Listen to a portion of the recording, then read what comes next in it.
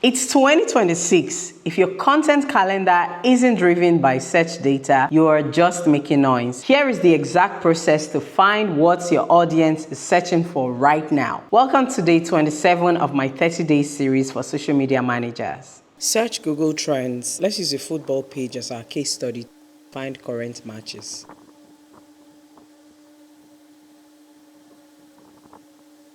Input your topic into the Explore bar. Interest over time indicates the pitch search volume of your chosen region and time frame. Filter by period, category, or specific search platform like YouTube.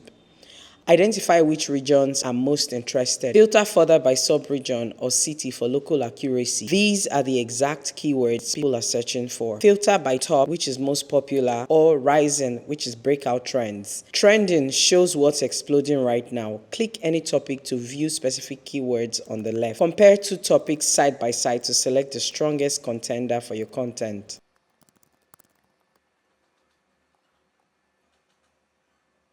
Copy these keywords and use them for your captions, video titles, or hashtags to boost your reach. And that's how you use data to drive engagement. Plan your calendar around their demand and not just your ideas. Comment growth to join my community. Like and follow for more.